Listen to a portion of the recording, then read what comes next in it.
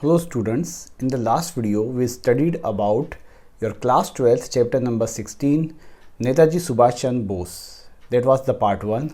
Now in this part 2 we are going to study that G.S. Dhillon, what he was telling about Netaji Subhash Chandra Bose future sighting ability.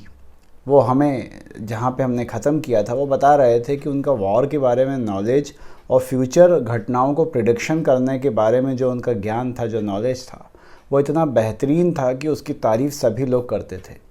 और उनके knowledge को beat करना बड़े बड़े season general जो होते हैं या फिर जिनको बहुत नॉलेज होता है वॉर का, उनके बस की भी बात नहीं थी।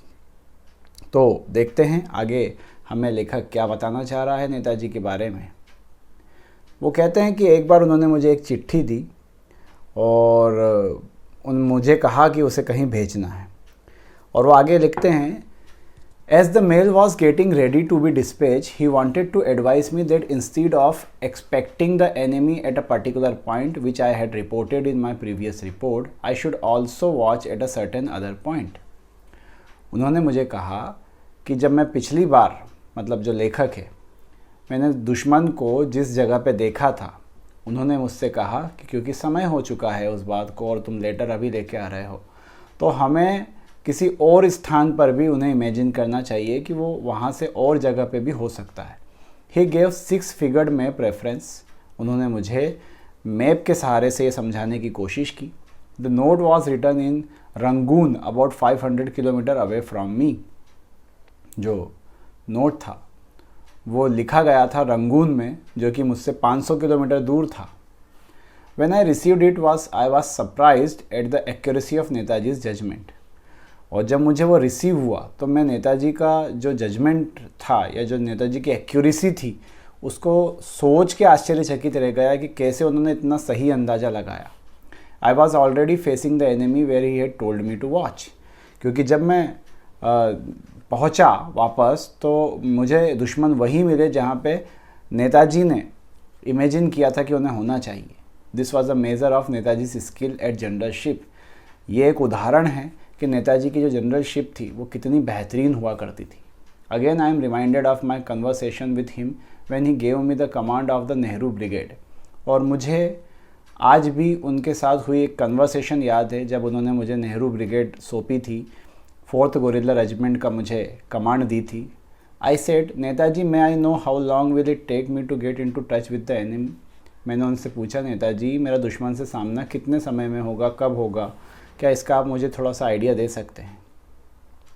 नेताजीज रिप्लाई वॉज, नेताजी का रिप्लाई था, well you already on the foremost defended locality. There are no position held between you and the enemy. It all depends on how long the enemy takes to reach the Irrawaddy. The initiative lies with him. You may be lucky to get 60 to 70 days before you are attacked, I guess। Netaji ने बहुत ही शानदार तरीके से guess किया और जो बिल्कुल सटीक था वो बताया।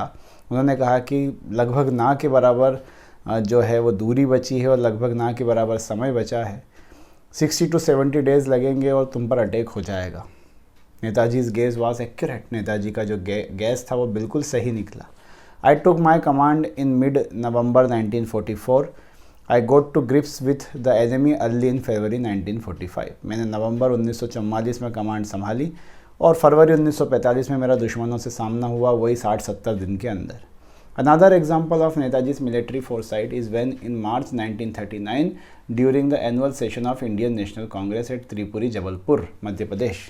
एक और एग्जाम्पल नेताजी की जो दूरदर्शिता है और उनकी जनरलमैनशिप है उसका देखने को मिलता है।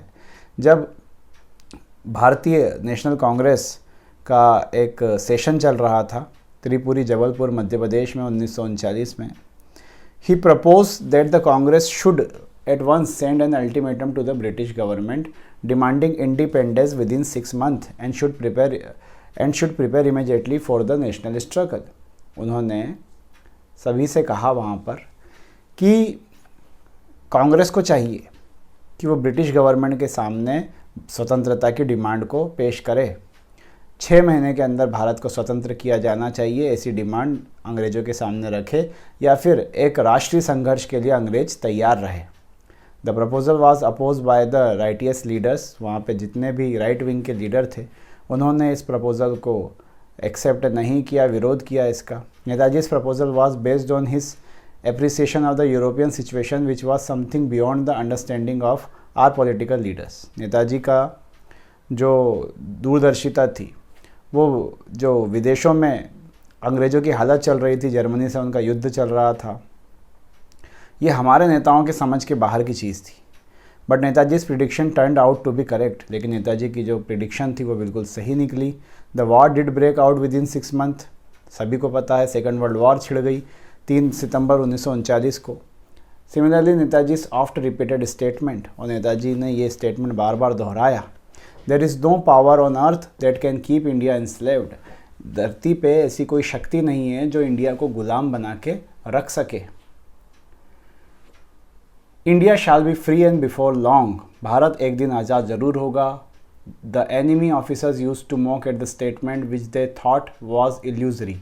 जो दुश्मन के ऑफिसर्स थे वो उनके इस स्टेटमेंट का मजाक उड़ाते थे और कहते थे कि ये सिर्फ कल्पना है, एंड फेस सेविंग डिवाइस, और अपने आप को बचाने का एक साधन है कि भाई क्योंकि वो संघर्ष में लगे हुए थे तो लोग पूछेंगे क्या हुआ, तो अपने आप की फेस सेविंग डिवाइस थी। Actually Netaji had a plan which was beyond the comprehension of professional soldiers। जबकि नेताजी के पास एक प्लान था जो उनकी समझ के बाहर था। He kept the INA in the field even in the face of defeat। जब आज़ाद हिंद फौज को हार मिल रही थी तब भी उन्होंने उसे मैदान में डटाए रखा। He wanted us to pay the price of liberty not only when we were on the advance but also during the retreat, while going away from India not to win a territory but no continue fighting against the British forces। वो हमसे कहते थे कि वक्त आ चुका है कि भारत के लिए बलिदान देना होगा, और देश में रह के ही नहीं, देश के बाहर से भी अगर उनके खिलाफ संघर्ष कर रहे हो अंग्रेज़ों के खिलाफ, तो आपको बलिदान तो देना ही होगा। Who were holding India in perpetual bondage, अंग्रेज जिन्होंने भारत को गुलाम बना रखा था, बंधनों में बांध रखा था। These forces consisted of a greater number of Indian soldiers, अंग्रेज़ों की सेना में बहुत बड़ी मात्रा में भारतीय सोल्जर भी थे। Who paused and pondered as to the why the INA with their poor strength or poor equipment yet higher spirit were fighting against and the Britishers। ये इंडियन सोल्जर हमेशा सोचते थे कि आज़ाद हिंद फौज के पास ना तो ताकत है, ना घटिया हथियार हैं उनके पास, फिर भी वो ब्रिटिश सेना से लड़ने के लिए क्यों बार बार आ जाते हैं और क्यों लड़ते रहते हैं। It created a psychological revolution, इससे उन अंग्रेज सैनिकों के दिमाग में एक क्रांति उत्पन्न हुई। The war ended and with the ended the slavish mentality of Indian soldiers। उनसे युद्ध समाप्त हो गया और साथ में ही इंडियन सोल्जर की मानसिकता में जो गुलामी भरी हुई थी वो भी ख़त्म हो गई। When the British started INA trials in the Red Fort, they thought that the Indian people, especially the soldiers, would appreciate the British action against the INA। जब INA के खिलाफ अंग्रेज़ सरकार ने ट्रायल्स चलाए, मुकदमे चलाए, सजाए देने की कोशिश की, तो अंग्रेज़ सरकार को लगता था कि ब्रिटिश सेना में जो भारतीय है वो खुश होंगे, भारतीय भी खुश होंगे, ऑफिसर्स खुश होंगे। रिवर्स वाज द केस, लेकिन हुआ उल्टा। As soon as the first INA trial of the 3 front line commanders started, जैसे ही 3 फ्रंट लाइन कमांडर का जो ट्रायल है वो स्टार्ट हुआ 5 नवंबर 1945 को, within a week of disturbance broke out in Lahore. एक सप्ताह के अंदर लाहौर में क्रांति छिड़ गई। देन इन लखनऊ, फिर लखनऊ में, कलकत्ता में सैकड़ों प्रदर्शनकारी जो इंजर्ड हुए, इवन मार दिए गए पुलिस फायरिंग में। Even after the first INA trial in which the 3 accuse officer were release by the commander in chief, लेकिन उन्हें तीनों जो INA के ऑफिसर्स थे उन्हें छोड़ना ही पड़ा। The public demand to stop the future INA trials continued, और पब्लिक ने डिमांड करी कि भविष्य में INA के खिलाफ कोई ट्रायल नहीं किया जाएगा। Anti British Raj feeling kept on rising unabated, और ब्रिटिश राज के खिलाफ आवाज़ें और तेज़ी होती चली गई। The climax came with the mutiny of the Royal Indian Navy in Bombay during February 1946, और क्लाइमैक्स अंत में आ गया। समय था बॉम्बे, समय क्या प्लेस था बॉम्बे, फरवरी 1946 का समय। There were further disturbance in Royal Indian Air Force in Karachi and certain units of the armed force of Jabalpur. इन सेनाओं के अंदर भी भड़कने की स्थिति आ गई। The British top brass were to strict action, British के जो टॉप लोग थे वो कठोर एक्शन चाहते थे। The British were however lucky that the field marshal sir Claude the commander in chief in India could read the writing on the wall. उनके लिए अच्छी बात यह थी कि वो दीवारों पे जो लिखा था वो पढ़ सकते थे। Netaji striking had transform the British Indian army into the Indian army. Netaji के प्रभाव ने ब्रिटिश इंडियन आर्मी को सिर्फ इंडियन आर्मी में बदल दिया। The days of the British Raj in India were close to their end, और भारत में ब्रिटिश राज समाप्ति की ओर आ गया। Having shown Netaji's power of generalship which turn the defeat of INA into the defeat of the British Raj. Netaji की जो जनरलशिप थी, उनकी जो लीडरशिप थी, उसका कमाल था कि INA की हार ब्रिटिश राज की हार में बदल गई। Let me record that another great assets in Netaji's being was that the was staunch secularist. उनकी एक और खासियत थी, वो सेक्युलरिस्ट थे, धर्मनिरपेक्ष थे। Whatever our religion and the area of the station of our birth, we had full confidence that we would get absolute justice from him and his government. हमारा कोई धर्म रहे, हमारी कोई स्थिति रहे, हमें पता था कि हमें इंसाफ मिलेगा गवर्नमेंट से, उनकी। The foreigner of the are government today, है ना। और वो जो गवर्नमेंट जो नहीं बन पाई क्योंकि नेताजी नहीं रहे, to show how his mind worked in this direction. ये चीज़ दिखाती है कि उनका दिमाग किस तरह से इस डायरेक्शन में चलता था। His brief but at all embracing idea of independence is shown is distilled form in the last but one para of the proclamation of provisional government of Azad Hind.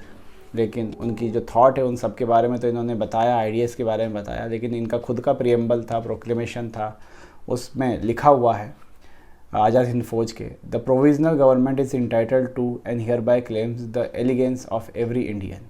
इन्होंने खुद की अपनी एक सरकार बना ली थी, भारत सरकार, आज़ाद हिंद फौज ने।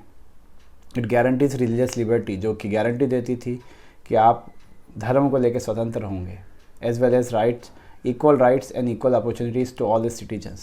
ये सरकार अपने नागरिकों को समान अधिकार और समान अवसर प्रदान करेगी। It declares its firm resolves to pursue the happiness and prosperity of the whole nation and of all its parts. और ये डिक्लेयर किया कि सभी को खुशियाँ, सभी को समृद्ध करने के लिए समान अवसर प्रदान किए जाएंगे। Cherishing all the children of nation equally and transcending all the differences cunningly forces by alien government in the past. और जो भी हम पर अत्याचार हुए, जो एलियन गवर्नमेंट ने यानी कि विदेशी गवर्नमेंटों ने हमारे साथ किया, है ना, उसको समाप्त किया जाएगा। ऐसे रूल्स हटा दिए जाएंगे जो हमारे खिलाफ जाते हों, और सभी को समान अवसर प्रदान किए जाएंगे। तो इस तरह से ये चैप्टर जो है वो समाप्त होता है। Thank you for watching.